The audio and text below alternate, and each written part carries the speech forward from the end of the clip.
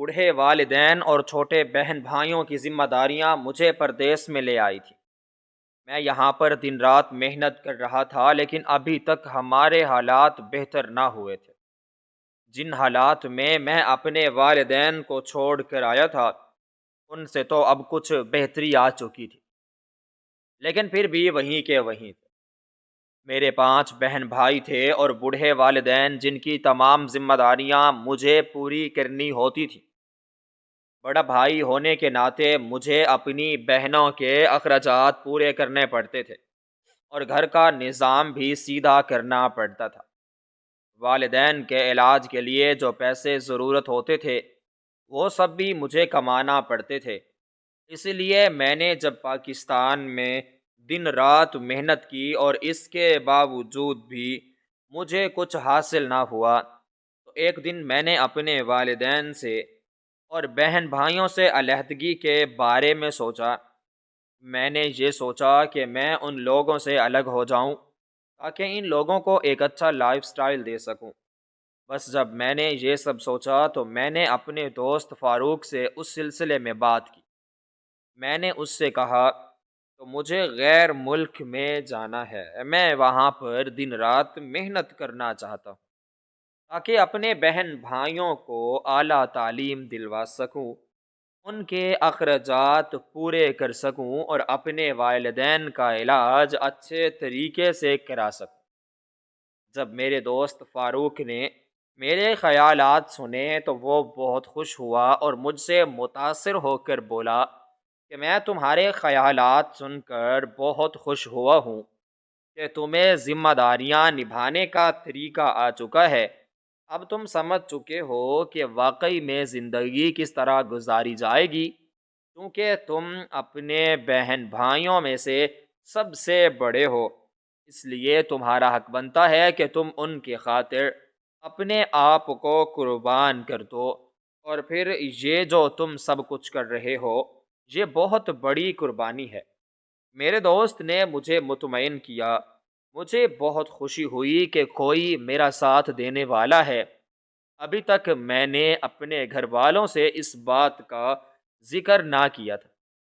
میں چاہتا تھا جب میری تمام تیاریاں مکمل ہو جائیں گی، میں جانے لگوں گا تو اس کے بعد ہی اپنے والدین کو یہ خوشی کی خبر دوں گا۔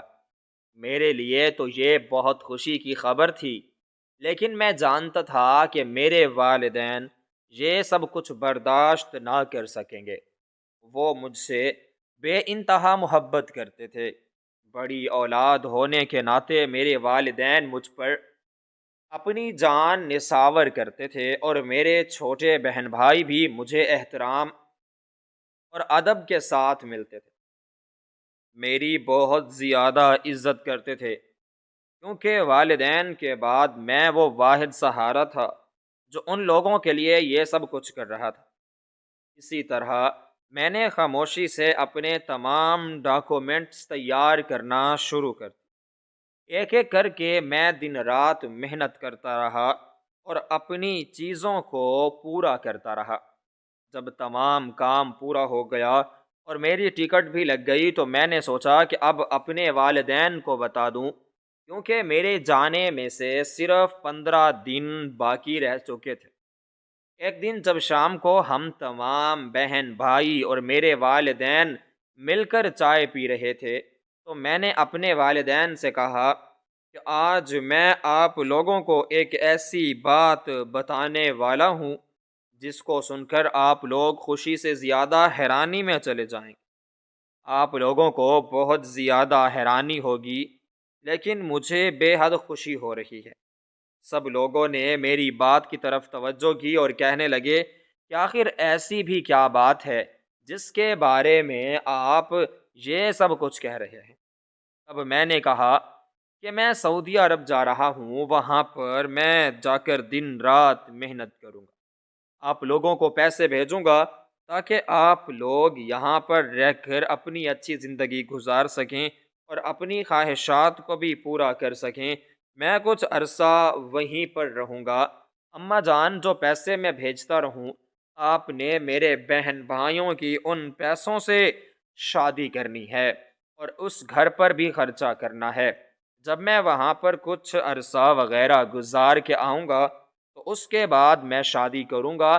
ابھی آپ لوگوں کو میرے بارے میں پریشان ہونے کی کوئی ضرورت نہیں۔ باقی بات رہ گئی میری تنہائی کی، تو میں بہت زیادہ خوش ہوں۔ میں وہاں جا کر آپ لوگوں کو زندگی گزارنے کی سہولیات دوں گا، تو مجھے بہت زیادہ خوشی ہوگی۔ بس آپ لوگوں نے اتفاق میں رہنا ہے اور میرے لیے دعائیں کرتے رہنا ہے۔ میں ابھی یہی بات کر ہی رہا تھا کہ میری امی کی آنکھیں نم ہو گئیں۔ وہ لوگ سب کچھ سن تو رہے تھے، لیکن ان کو اپنے کانوں پر یقین نہیں آ رہا تھا۔ سب کی نظریں مجھ پر جمی ہوئی تھیں۔ ابا جان کی بھی آنکھیں نم تھیں۔ میرے بہن بھائی جو مجھ سے بے انتہا محبت کرتے تھے، وہ لوگ بھی اپنے چہرے اداس کیے بیٹھے تھے۔ میں نے مسکراتے ہوئے ان سب کی طرف دیکھا اور کہا کہ میں جانتا ہوں کہ آپ لوگ مجھ سے بے انتہا محبت کرتے ہیں، لیکن ہمارا یہی بہتر ہے کہ مجھے باہر جانا ہوگا۔ ایک نہ ایک انسان کو قربانی دینی ہوگی۔ جب تک میں زندہ ہوں آپ لوگوں کو کوئی بھی مسئلے میں نہیں دیکھ سکتا۔ میرا باہر جانا ہی ہے ہمارے خاندان کو اس معاشی حالت سے باہر لے کر آ سکتا ہے، ورنہ ہم اسی طرح غربت کی چکی میں پستے رہیں گے اور دن رات میں اپنی بہن بھائیوں کو مجبور ہوتا ہوا دیکھتا رہوں گا۔ اماں جان، میں یہ سب کچھ نہیں دیکھ سکتا۔ مجھے تکلیف ہوتی ہے جب میری بہن بھائی چھوٹی چھوٹی خواہشات کو ظاہر نہیں کرتے یا پھر اپنی خواہشات کو چھپانے کی کوشش کرتے ہیں۔ مجھ سے مزید یہ سب کچھ برداشت نہیں ہوگا۔ میں اپنی بہن بھائیوں کے لیے قربانی دینا چاہتا ہوں۔ بے شک میں آپ لوگوں سے دور ہو جاؤں گا، لیکن مجھے یقین ہے کہ آپ لوگوں کی دعاؤں میں ہر وقت زندہ رہوں گا، اور آپ لوگوں کی دعاؤں میں ایک دن مجھے ضرور کامیاب کر دے گی۔ خدا تعالیٰ میرا مددگار رہے گا۔ آپ لوگوں کو پریشان ہونے کی کوئی ضرورت نہیں۔ ٹھیک 15 دن بعد میری روانگی ہے۔ میری تمام تیاریاں مکمل ہو چکی ہیں، بس آپ لوگوں کو بتانا تھا۔ پہلے اسی لیے نہیں بتایا تھا کہ آپ لوگ مجھے جانے کے لیے منع نہ کر دیں، یا پھر اگر کام نہ بنے تو آپ لوگ یہ نہ سوچیں کہ میں نے آپ لوگوں کے جذبات کے ساتھ کھیلا ہے، اسی لیے خاموش رہ گیا۔ لیکن اب خدا تعالیٰ کا شکر ہے کہ اس نے میرا کام بنا دیا۔ تمام تیاریاں مکمل ہو چکی ہیں۔ خوشی کی بات یہ ہے کہ میں جیسا چاہتا تھا بالکل ویسا ہی ہوا۔ میں نے سعودی عرب میں اپنے دوست کی وقفیت پر ایک کمپنی میں اپلائی کیا تھا۔ یہ سب کچھ میرے دوست فاروق کا کیا دھرا ہے۔ اس کا احسان میں کبھی بھی نہیں بھلا سکوں گا، اور نہ ہی زندگی بھر میں اس کا یہ احسان اتار سکوں گا۔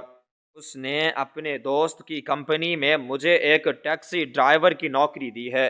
سارا کام میرا انہوں نے کیا ہے۔ وہاں پر ان کو ایک ٹیکسی ڈرائیور کی ضرورت تھی، اور میں نے اپلائی کیا تو خدا تعالیٰ نے میرے نصیب کھول دیے۔ بس یہ سب کچھ آپ لوگوں کی دعاؤں کا سبب مجھے مل رہا ہے۔ اب آپ لوگ خوش ہو جائیں، کیونکہ بہت جلد آپ لوگ ایک آسان سی زندگی کو گلے لگانے والے ہیں۔ یہ باتیں میں نے اپنے والدین کو اچھی طرح سے سمجھائیں۔ ان لوگوں کے ذہن میں یہ بات ڈالی کہ میرا باہر ملک کو جانا بہت ضروری ہے، ورنہ ہم ہمیشہ اسی غربت کی چکی میں پستے رہیں گے۔ ہمارا کچھ بھی نہیں بن پائے گا۔ ہم کس طرح سے معاشی حالات سے لڑ پائیں گے، یا پھر کیسے میں اپنے بہن بھائیوں کی شادی کروں گا؟ میری تو بہت کم تنخواہ آتی ہے، جس سے صرف گھر کا گزارا ہی چلتا ہے، اور ہر مہینے میں اپنے دوستوں سے ادھار بھی لیتا ہوں۔ اسی طرح سے میری زندگی گزارنا بہت مشکل ہے۔ میرا باہر جانا ہی ہم تمام گھر کے افراد کے لیے بہتر ہے۔ جب میں نے اپنے والدین کو یہ ساری بات سمجھائی تو ان کو بھی سمجھ آ گیا۔ وہ دلی طور پر مجھ سے خوش تھے، مجھ سے اظہار بھی کر رہے تھے، لیکن میری جدائی کی وجہ سے میرے والدین اور میرے بہن بھائی بھی بہت زیادہ مایوس تھے، کیونکہ اب کئی سالوں بعد میں یہاں پر واپس آنا تھا۔ کئی سالوں تک ان لوگوں نے نہ تو مجھے دیکھ سکنا تھا اور نہ ہی میں ان کو دیکھنے والا تھا۔ یہ وقت جو جدائی کا 15 دنوں بعد کا تھا، یہ میرے لیے بہت اذیت ناک تھا۔ میں نے اپنے خاندان والوں کو غربت سے نکالنے کے لیے یہ فیصلہ تو کر لیا تھا، لیکن اب اس پر مجھے خود کو بھی پریشانی ہو رہی تھی۔ گھر سے باہر اور پھر ملک سے باہر زندگی گزارنا مشکل اور صبر والا کام ہے۔ میں تو آج تک اپنے گھر کے باہر کبھی نہ گیا تھا، دوسرے شہر تک نہ گیا تھا، تو پھر غیر ملک میں کیسے اپنی زندگی بسر کرنے والا تھا۔ لیکن یہ بات بھی سچ ہے کہ جب انسان کسی چیز کا پختہ ارادہ کر لیتا ہے تو خدا تعالیٰ اس کو ہمت بھی دے دیتا ہے، راستے بھی بنا دیتا ہے اور اس میں حوصلہ بھی پیدا کر دیتا ہے۔ تمام مشکلات سے لڑنے کے لیے اور اپنے آپ پر قابو پانے کے لیے اس طرح کئی دن گزر گئے۔ اب ہر گزرتا دن مجھے میرے والدین سے جدائی کے قریب لے کر جا رہا تھا اور میں سعودیہ عرب میں جانے کے خواب دیکھ رہا تھا۔ اسی طرح مجھے کئی دن گزر گئے اور آج وہ دن بھی آ چکا تھا جب مجھے اپنے والدین سے جدا ہونا تھا۔ یہاں پر سب کچھ چھوڑ کے چلے جانا تھا اور کئی عرصے بعد جب میں واپس آؤں گا، نہ جانے حالات کیا ہوں گے۔ پیچھے میرے والدین کئی دکھ اور مصیبت میں آ سکتے ہیں، لیکن میں ان سے لاکھوں میل دور بیٹھا ہوں گا۔ ان کو پیسے تو بھیج دوں گا، لیکن ان کے ساتھ قدم سے قدم ملا کر چلنے والا نہ تھا۔ خیر، یہ سب تو پھر ہونا تھا۔ جب میں نے یہ ارادہ کیا تھا تو ان ساری باتوں کا خیال مجھے آیا تھا، لیکن میں نے اپنے آپ کو سمجھایا اور یہ فیصلہ کر لیا۔ تمام تیاری مکمل ہو چکی تھی۔ میری ماں زاروں قطار رو رہی تھی، میری بہنیں برسات کی طرح آنسو بہا رہی تھی اور میرے بھائی بھی بہت اداس تھے۔ میرے جانے پر سب بہت خوش تھے، یہ ان کے آنسو کے خوشی کا اظہار تھا، لیکن جدائی کی وجہ سے سب لوگ روئے جا رہے تھے۔ خیر، میں نے سب کو جی بھر کے ملا، اپنے والدین کی خدمت کرنے کا، اپنے بہن بھائیوں کو بولا اور کہا کہ والدین کا خیال رکھنا اب تم لوگوں کا فرض ہے۔ میں اب اپنی ذمہ داری تم لوگوں پر چھوڑ کر جا رہا ہوں۔ اس ذمہ داری کو اچھے سے نبھانا، اور اس کے ساتھ ہی وہاں سے میں روانہ ہو گیا۔ فاروق میرے ساتھ تھا اور میرا ایک بھائی بھی میرے ساتھ تھا۔ وہ دونوں مجھے ایئرپورٹ پر چھوڑنے کے لیے آئے تھے۔ آدھے گھنٹے بعد میری فلائٹ تھی اور میں نے پھر وہاں سے چلے جانا تھا۔ یہ آدھا گھنٹہ بہت جلدی گزر گیا، یوں لگ رہا تھا کہ جیسے 5 منٹ کا وقت ہو، اور پھر میری انٹرسٹ ہو گئی۔ اس کے بعد جب میں انٹری روم میں جانے لگا تو ایک بار اپنے بھائی کو سرسری نظر دیکھی، اور یہ سرسری نظر بس کئی سالوں کے لیے میری یاد بن گئی۔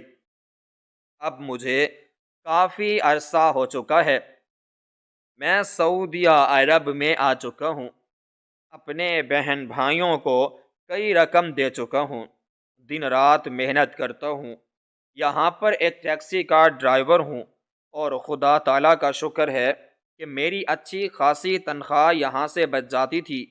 میرا سارا خرچہ لگا کر مجھے بہت کچھ بچ جاتا تھا، جو میں اپنے والدین کو بھیج دیتا تھا۔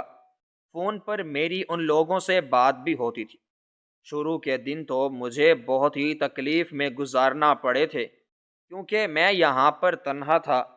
یہاں کے آب و ہوا مجھے بیمار کر چکی تھی، اور صحیح طریقے سے میں یہاں پر جسٹ بھی نہ ہو چکا تھا۔ لیکن جیسے ہی میں نے کچھ عرصہ گزارا تو پھر میں بالکل تندرست ہو گیا اور اپنی روٹین پر میں واپس آ گیا اور اپنا کام کاج بہت ہی اچھے طریقے کے ساتھ انجام دینے لگا۔ یہاں پر جو اس کمپنی کا مالک تھا وہ بہت ہی امیر تھا اور وہ بہت ہی کھلے دل کا مالک بھی تھا۔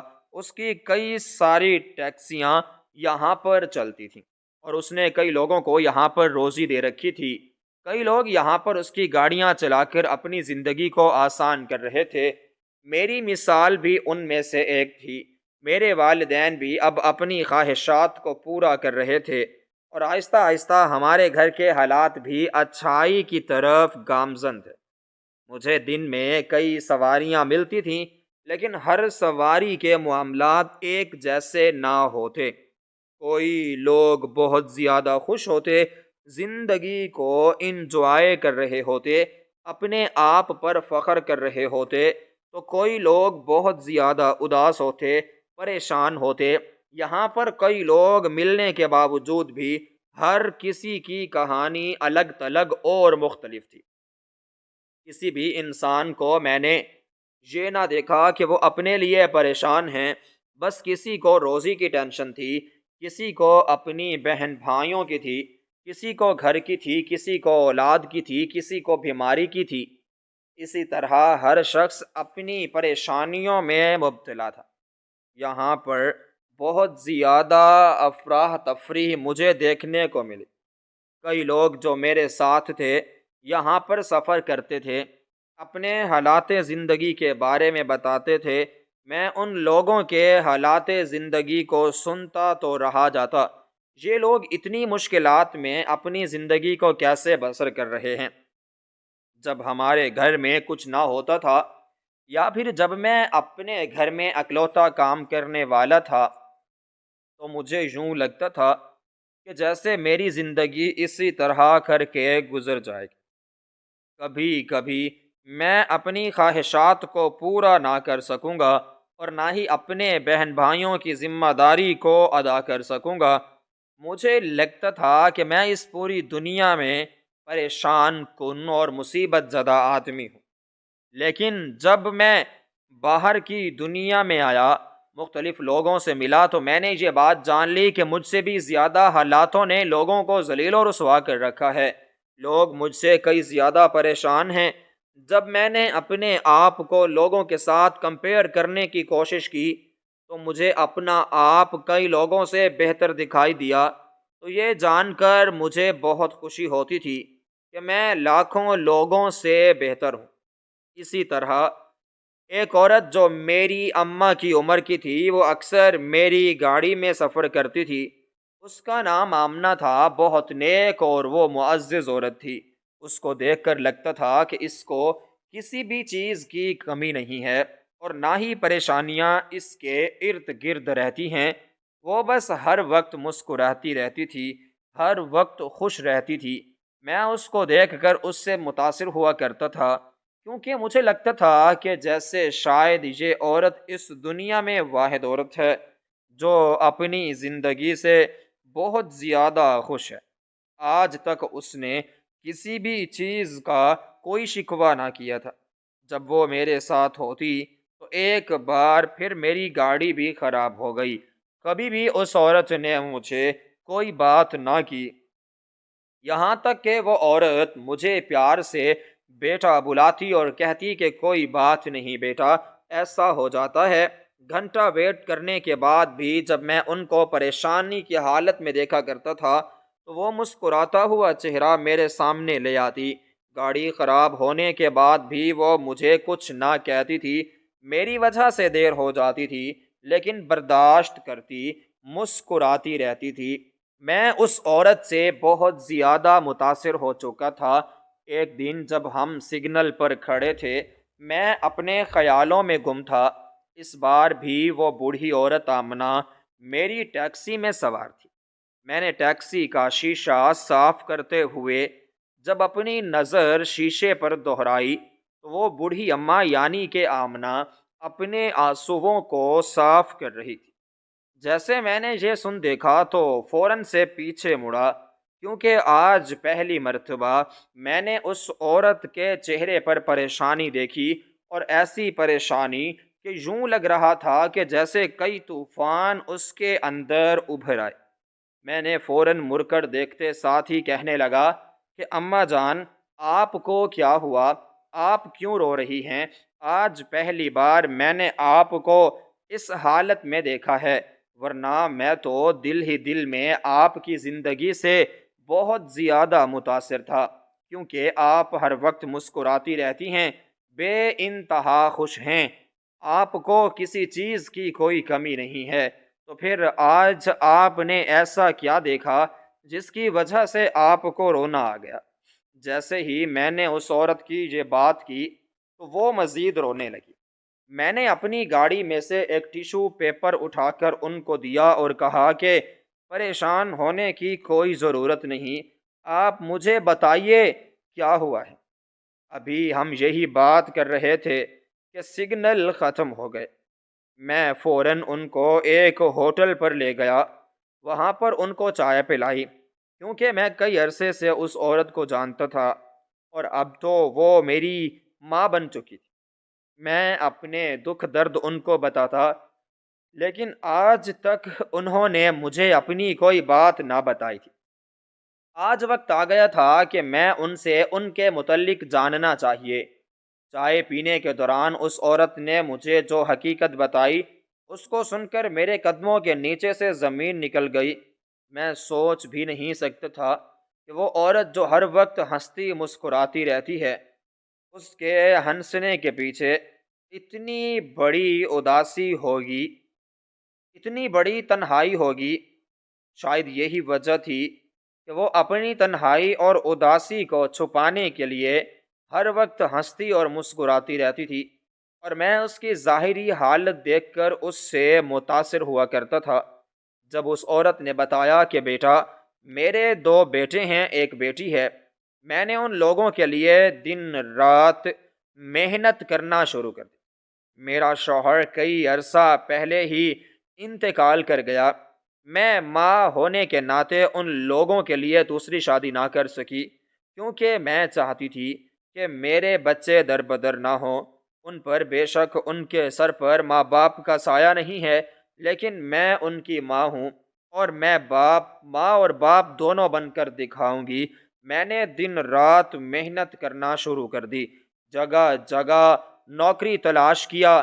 خدا کا شکر ہے کہ ایک کمپنی میں مجھے بہت اچھی نوکری ملی۔ وہاں پر جب ان لوگوں نے میری سکلز وغیرہ دیکھیں اور مجھے پڑھائی کرنے کا موقع دیا تو مجھے انہوں نے ایک اچھی پوسٹ پر رکھ دیا۔ آج بھی میں وہیں پر کام کرتی ہوں، لیکن صرف حاضری لگانے کے لیے جاتی ہوں۔ میں بہت بوڑھی ہو چکی ہوں۔ وہ لوگ چاہتے ہیں کہ میں کام نہ کروں، حالانکہ میں اس سے پہلے ہی ریٹائر ہو چکی تھی، لیکن پھر بھی وہ لوگ مجھے پوری تنخواہ دیتے تھے۔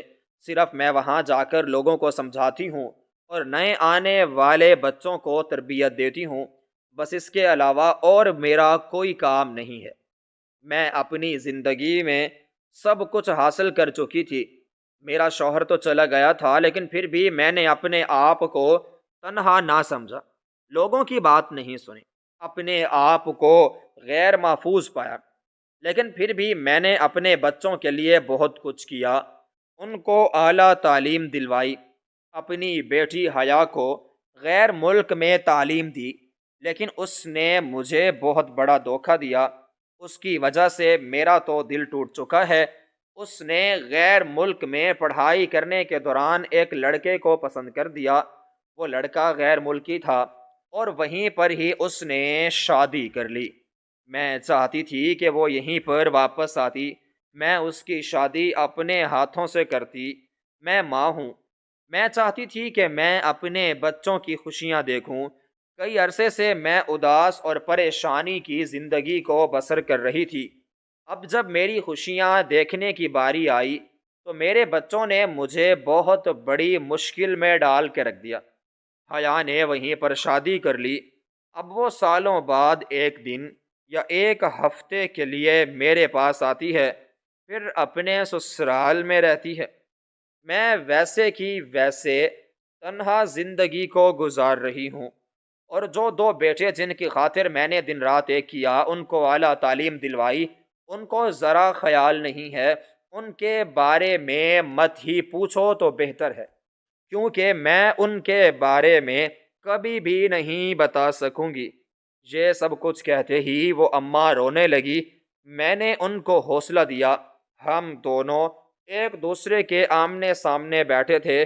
درمیان میں میز تھی جس پر ایک گلاس پانی کا پڑا ہوا تھا۔ میں نے وہ گلاس اٹھا کر فوراً اماں کے آگے کیا اور کہا کہ اماں جان، آپ اس کو پی لیں، آپ کو حوصلہ آ جائے گا۔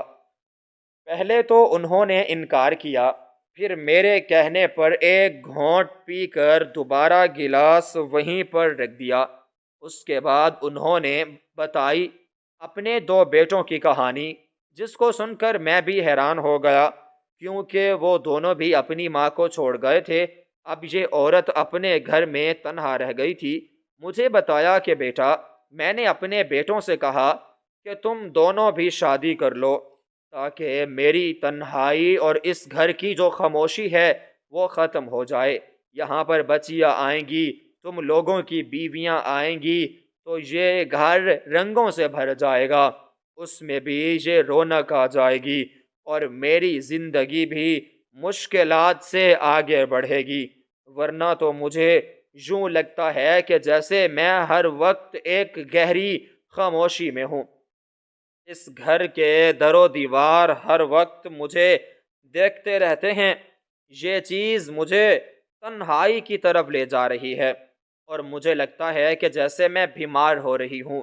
میری بیماری کو دور کرنا چاہتے ہو تو تم دونوں شادی کر لو۔ اگر تم دونوں کو کوئی بھی لڑکی پسند ہے تو مجھے بتاؤ، میں تم لوگوں کا رشتہ لے کر جاؤں وہاں۔ مجھے بہت خوشی ہوگی کہ میں اپنے ہاتھوں سے تم دونوں کو دلہا بناؤں، لیکن یہ سب کچھ بھی میری قسمت میں نہ لکھا تھا۔ میرے دونوں بیٹے مجھ سے اجازت لے کر ملک سے باہر چلے گئے۔ کہنے لگے کہ اماں جان، ہمیں وہاں پر نوکری کرنی ہے، شادی ہم آپ کی مرضی سے ہی کریں گے۔ پہلے بڑا بیٹا چلا گیا، تو پھر اس کے بعد دوسرا بیٹا بھی چلا گیا۔ میں تنہا اس گھر میں رہ گئی۔ جن بچوں کی خاطر میں نے دن رات ایک کیا، ان کی خوشیاں دیکھنے کی خاطر اپنے آپ کو میں نے زندہ رکھا، وہ لوگ مجھے چھوڑ کر چلے گئے۔ اب میرا چھوٹا بیٹا یہیں پر ہوتا ہے، وہ اپنی بیوی کے ساتھ یہیں پر رہتا ہے۔ انہوں نے یہاں پر گھر لیا ہوا ہے۔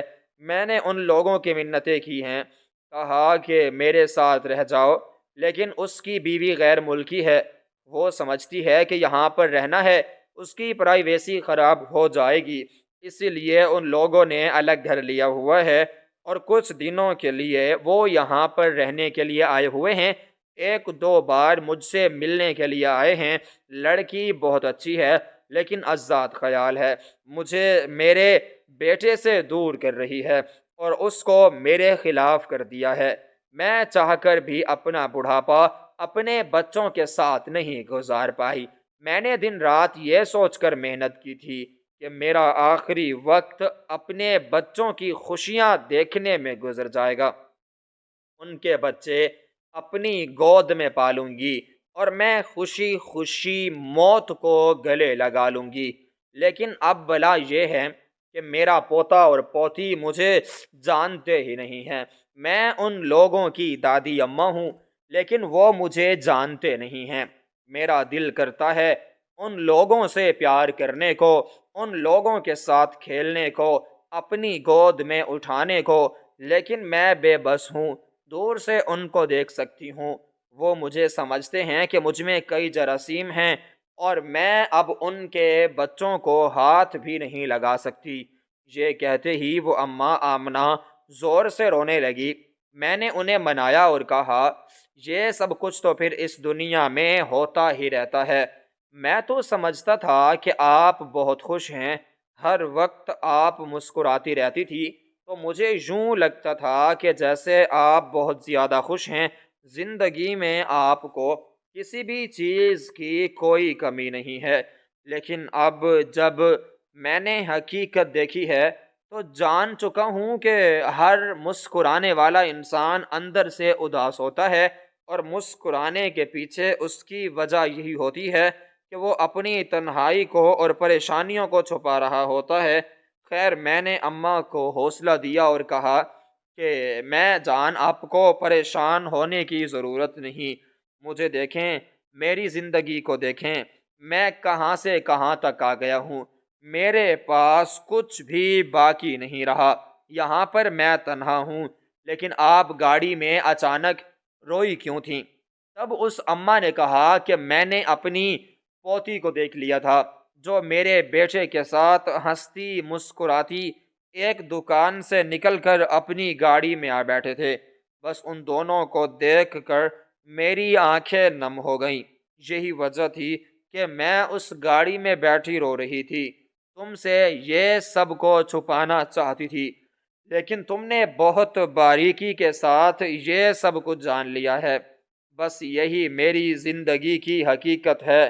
میں اماں جان کو حوصلہ دیا، پھر ہم دونوں گاڑی میں بیٹھے اور میں نے ان کو ان کی منزل تک لا کے پہنچا دیا۔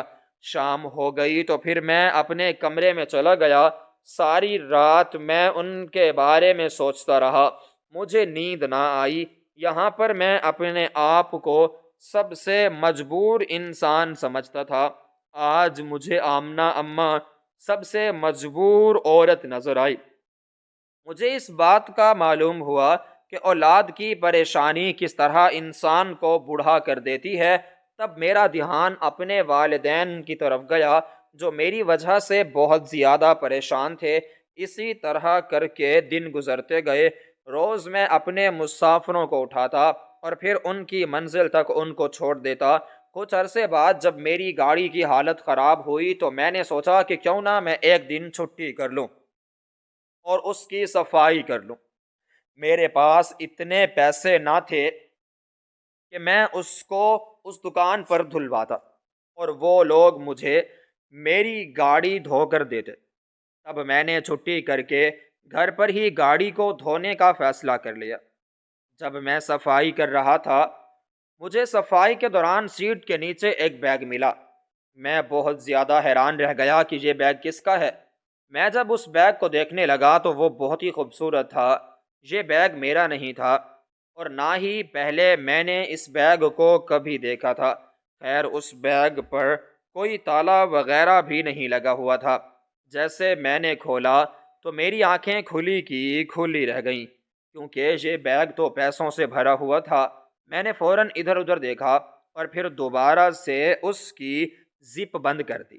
حیران تھا کہ یہ کس کا بیگ ہے اور کون جہاں پر چھوڑ گیا ہوگا۔ میں خاموش رہا۔ جب آنکھوں پر یقین مجھے نہ آیا تو ایک بار پھر سے میں نے اس بیگ کو کھولنا چاہا۔ جب دوبارہ سے میں نے دیکھا تو وہ واقعی میں اس میں پیسے تھے۔ یہ بیگ پیسوں سے بھرا ہوا تھا۔ میں فوراً اس کو پتہ نہیں کمرے میں لے گیا اور وہاں پر میں تسلی کرنے لگا تو واقعی میں وہ بیگ پیسوں سے بھرا ہوا تھا۔ میں نے فوراً تیاری کی، یہاں پر کسی کو بھی نہ بتایا کہ میرے پاس یہ پیسے ہیں یا پھر کسی کے ہیں۔ میں جانتا تھا کہ کوئی سواری یہاں پر چھوڑ گئی ہے، لیکن میں یہ نہیں جانتا تھا کہ وہ کون تھی۔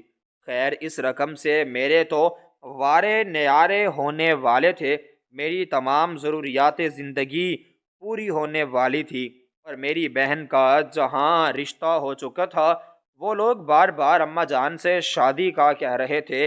اب میں اپنی بہن کی شادی کرنے والا تھا۔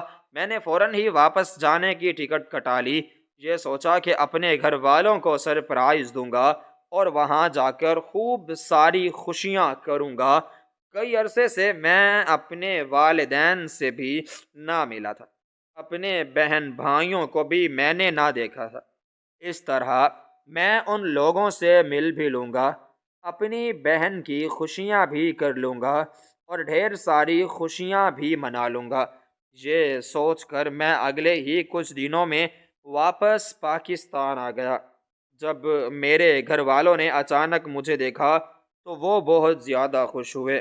میرے والدین مجھے دیکھ کر بہت انتہا خوش ہوئے، ان کی آنکھیں مجھے دیکھ کر نم ہو گئیں۔ ان کو دیکھ کر یوں لگ رہا تھا کہ جیسے ان کی زندگی بے رنگ ہو چکی تھی اور میرے آنے سے دوبارہ سے ان کی زندگی رنگوں میں بھر چکی ہے۔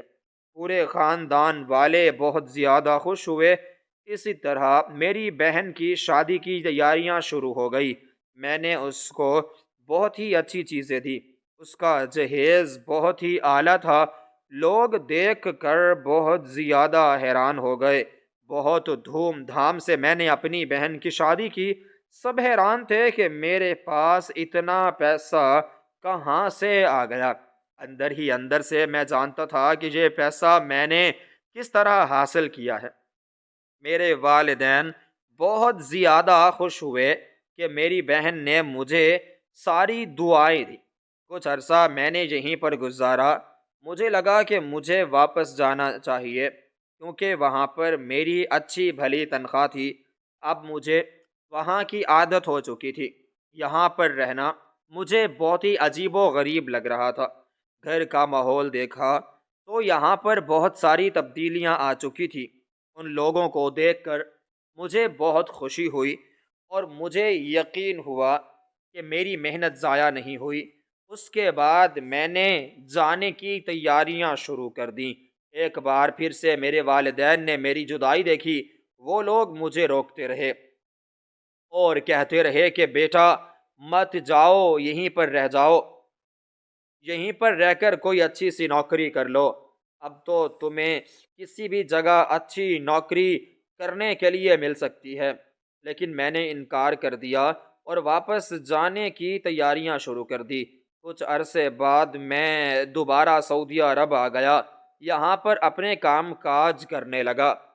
وہ عورت جس کو میں ماں بلاتا تھا، یعنی آمنہ، جب سے میں واپس آیا تھا مجھے نہ ملی تھی۔ میں چاہتا تھا وہ عورت مجھے ملتی، میں ان کو یہ ساری کہانی بتاتا، یا پھر یہ بتاتا کہ میں کئی عرصے کے لیے اپنے والدین کے پاس گیا تھا اور اب میں واپس آیا ہوں۔ وہ خوش ہو جاتی، لیکن ابھی تک اس سے میری ملاقات ہی نصیب نہ ہوئی تھی۔ اسی طرح میں نے اپنا کام دوبارہ سے شروع کر دیا۔ جہاں سے میں نے اپنا کام چھوڑا تھا وہیں سے ہی میں نے شروع کیا۔ سواریوں کو روز ان کی منزل تک پہنچانا میرا معمول بن چکا تھا۔ ایک دن اس کمپنی کا مالک، جو بہت امیر اور معزز انسان تھا، اس نے دعوت رکھی۔ یہ دعوت بہت ہی بڑی تھی۔ یہاں پر ہزاروں کی تعداد میں لوگ آئے ہوئے تھے۔ یہاں پر غیر ملکی خواتین جو کہ ناچ گانے میں بہت زیادہ مشہور تھیں، وہ بھی یہاں پر آئی ہوئی تھیں اور ہر آنے والے مہمانوں کا پرجوش طریقے سے استقبال بھی کر رہی تھی۔ اس کو دیکھ کر مجھے یوں لگ رہا تھا کہ جیسے میں کسی سینما گھر میں آ گیا ہوں، ایک فلم چل رہی ہو۔ سارا نظارہ یوں لگتا تھا کہ جیسے میں خواب دیکھ رہا ہوں۔ ہر چیز بہت اچھے طریقے سے پیش کی گئی۔ اسی طرح میری نظر ایک عورت پر پڑی جس کو دیکھتے ہی میں خوش تو ہوا، لیکن اس کے ساتھ میں بہت زیادہ حیران بھی ہو گیا، کیونکہ وہ عورت اور کوئی نہیں بلکہ میری منہ بھولی اماں آمنہ تھی، جو کہ کئی عرصہ بعد مجھے آج اس دعوت پر دکھائی دی تھی۔ جیسے ہی اس کی نظر مجھ پر پڑی تو وہ فوراً میری طرف آئی، مجھے کہنے لگی کہ بیٹا کیسے ہو؟ میں نے سنا تھا کہ تم پاکستان چلے گئے ہو، تم نے وہاں جا کر اپنی بہن کی شادی کی، تمہاری بہن بہت خوش ہے، تم نے کیسے اپنے اخراجات پورے کیے اور کب واپس آئے؟ جیسے اس عورت نے مجھ سے یہ سوال کیا تو مجھے تھوڑی سی پریشانی ہوئی۔ یوں لگا کہ جیسے وہ بیگ ان کا ہو، کیونکہ میرے تو دل میں پہلے سے ہی یہ سوال تھا کہ وہ بیگ کس کا ہے، اور شاید میں آج تک یہ نہ بھولا تھا کہ کوئی انسان اپنا بیگ، یعنی اپنی امانت میرے پاس چھوڑ گیا تھا اور میں نے اس کی امانت میں خیانت کر دی تھی۔ میں ایک گناہ کی بو آنے لگی تھی۔ خیر، میں نے چھپا کر مسکراتے ہوئے ان سے کہا، جی خدا تعالیٰ کا شکر ہے کہ بہت اچھے سے کچھ ہو گیا تھا۔ تب اس عورت نے کہا کہ میں آپ کی گاڑی کی سیٹ میں ایک بیگ بھول گئی تھی، مجھے اب وہ یاد آیا ہے، تو آپ گھر جا کر اپنی گاڑی میں دیکھیے گا کیا وہ بیگ موجود ہے۔ جیسے عورت نے اس بات کو کیا میں وہیں سن ہو گیا۔ مجھے یوں لگ رہا تھا کہ جیسے میری چوری پکڑی گئی ہو۔ مجھے پسینہ سا آنے لگا۔ میں مسکرا کر کہنے لگا کہ مجھے تو اس بیگ کے بارے میں کچھ بھی نہیں پتا، میں نہیں جانتا تھا، میں جا کر دیکھوں گا۔ ہر روز میری گاڑی میں کئی سواریاں آتی ہیں، شاید آپ کا بیگ بھی کوئی لے گیا ہو۔ مجھے نہیں لگتا آپ کا بیگ میری گاڑی میں ہو۔ وہ عورت مسلسل مسکرائے چلی جا رہی تھی۔ پھر اس نے کہا کہ بیٹا، تم بول رہے ہو وہ بیگ تم اپنے گھر لے کر گئے تھے؟ میں نے خود تمہیں ایئرپورٹ پر دیکھا تھا، میں اپنا ویزا لگوانے کے لیے آئی ہوئی تھی۔ میرے بڑے بیٹے نے مجھے اپنے پاس بلا لیا ہے۔ اسی سلسلے میں ایئرپورٹ پر گئی تو میں نے تمہارے ہاتھ میں وہی بیگ دیکھا جو بیگ میں تمہاری کار میں چھوڑ کر آئی تھی۔ جیسے ہی اس عورت نے مجھ سے یہ سب کچھ کہا تو مجھے یوں لگ رہا تھا کہ جیسے میرے قدموں کے نیچے سے زمین نکل گئی ہو۔ مجھے اس کی بات اچھی طرح سے سمجھ آ رہی تھی، لیکن میں جان بوجھ کر انجان بننے کی کوشش کر رہا تھا۔ تب وہ عورت میرا ہاتھ پکڑ کر بولی، تمہیں پریشان ہونے کی کوئی ضرورت نہیں، وہ بیگ میں نے جان بوجھ کر رکھا تھا، میں نے وہ پیسے تمہارے لیے ہی رکھے تھے۔ تمہاری حالت جانی، تمہارے حالات زندگی کے بارے میں جب میں نے سنا تو مجھے بہت احساس ہوا۔ میرے پاس کسی بھی چیز کی کوئی کمی نہیں ہے، یہ جائیداد، ہر چیز میرے پاس بے تحاشا ہے۔ میرے بیٹے نے مجھے اپنے پاس بلایا ہے، خدا مجھ پر مہربان ہو چکا ہے۔ اب میں اپنی باقی ساری زندگی اسی کے ساتھ گزارنے والی ہوں۔ کچھ عرصے بعد ہی میں یہ ملک چھوڑ کر جا رہی ہوں۔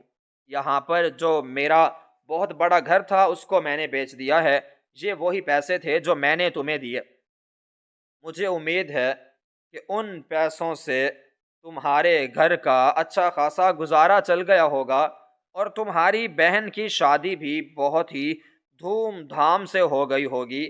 میں نے تم پر کوئی احسان نہیں کیا۔